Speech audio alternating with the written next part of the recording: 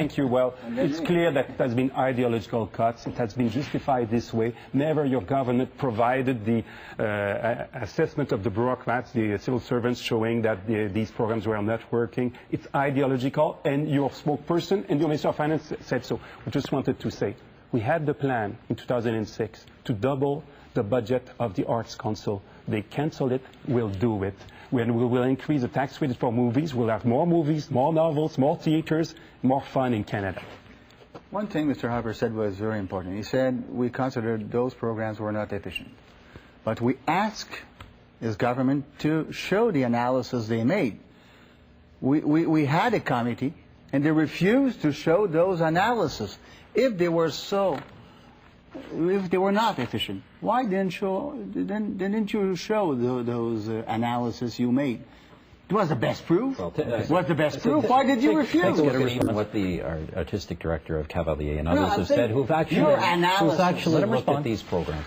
We've increased in areas, increased in the CBC, increased in TV5, increased in festivals, increased in the Canada Council for the Arts, increased in museums. There's no ideological agenda there. You're getting a bad rap? Absolutely, we're getting a bad rap. What we're doing here is what we have to do in every area of government. We have to constantly. We have an expenditure management program. We evaluate over a 5-year period every department of government. We make sure that we're focusing more dollars in things that are working well and less dollars in things that aren't. Let me put that. Let's take the following key point into consideration. In our competitors' world, they are investing in the arts because they understand that there's a huge job creation that flows from that.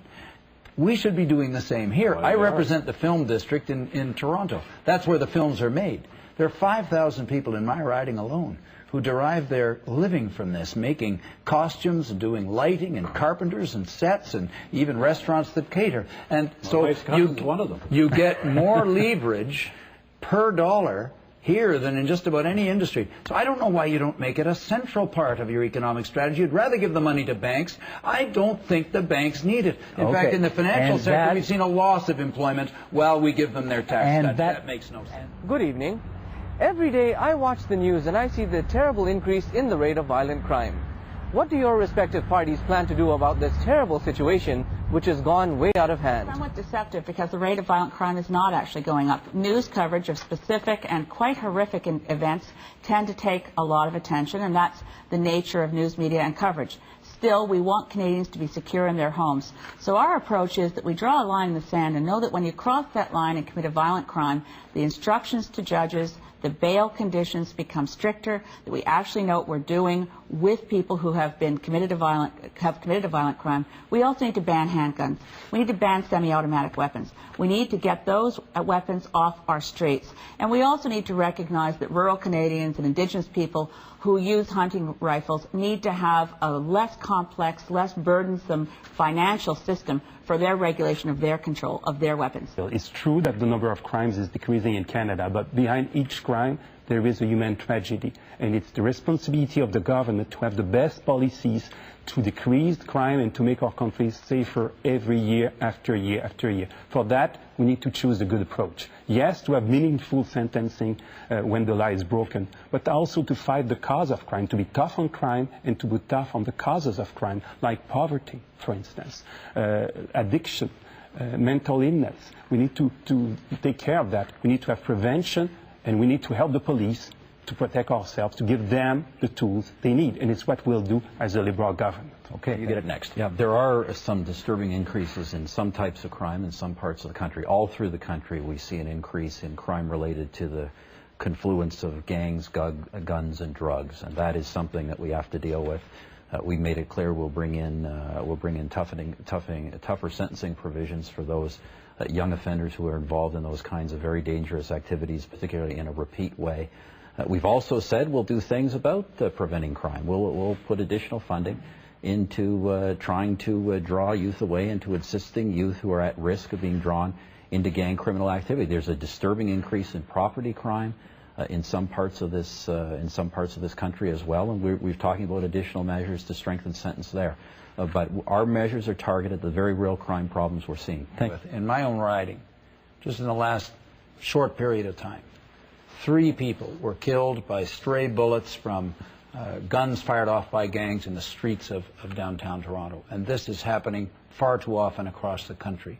So it's time to give our communities and our provinces the power, as we propose, to ban those handguns off those streets, because there's no reason for a handgun on the street of a city except in the hands of a law enforcement officer. And the semi-automatic weapons need to be dealt with severely as well. We need strong laws, but we've got to invest also in solutions, for example, for young people. Mr. Harper promised $50 million to deal with youth programs, and he didn't deliver on it. It's right that the crime rate is decreasing in Canada, especially in Quebec. I think Quebec has the best record of all provinces, especially with young offenders. That doesn't mean there's no problem, and I think Mr. Dion was right on that. But I think the Harper's government is not having having the right targets. I would say that instead of punishing young people, young offenders, by putting them in jail, we have to look for a better education for them. And we have to hit the hardened criminals.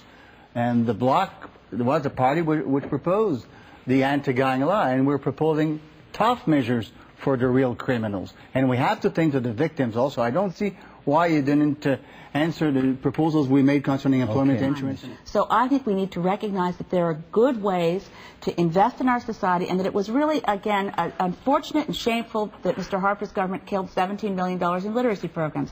But let's look at what works. It's investing in our kids when they're young. Let me be clear. We didn't cut literacy. What we cut was a program that didn't actually teach people to read. That's why we cut the program. Of course, we're investing in actual literacy programs. And of course we have to invest in programs that address people who have troubled lives and who are at risk of getting involved in crime. But where we differ with the other parties is when it comes to serious, repeat, and violent crime, there have to be serious penalties.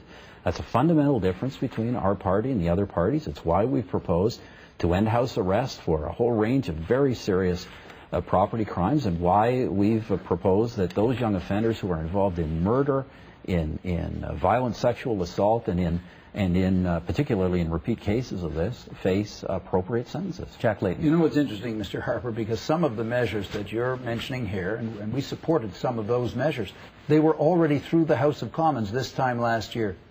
And you decided to prorogue because you wanted to give a speech. And those bills fell by the wayside as a result. So it's pretty hard really to believe you on this stuff when you play political games.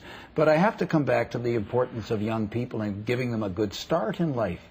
And again, you made a promise and you didn't deliver on that last time. You're making the same promise this time. We propose to give families with kids $400, up to $400 per child per year, so that families, especially poor families, can get the right start in life.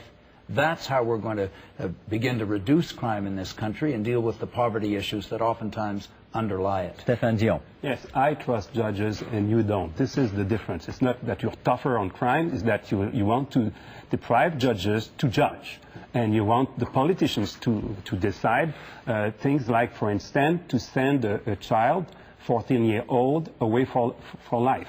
And you suggested that Judge Nunn from Nova Scotia was supporting it, and he said, no, you're going too far, Mr. Harper. That's what he said, and what I'm telling you, it will not help our country to be safer. Your idea to get rid of house arrest for somebody who would steal, for instance, mail at the mailbox, well, it's certainly a crime. You need to have a sentence. But house arrest may be something a judge may decide to do instead to expose this person to criminals that are much more serious, because then the risk that this person will become more dangerous for society will be... Let me have a response from Mr. Harper, because on both things you're wrong. First of all, what we propose on young offenders is actually to give judges this additional ability to have tougher sentences in the extreme and violent cases. That's precisely what the proposal of my party is in this election. And on house arrest, you know, we have 40% in some parts of the country, 40% under those under house arrest violate the conditions of their house arrest. This is a policy that is spun out of control, and that's why we see rings of property crime expanding in some parts of the country. That's precisely why we have to take some action to deal with that. Do you want a quick response on his allegation that you don't trust judges? Well, I say on this particular case, it's actually the judges that we're giving additional discretion to. So do you want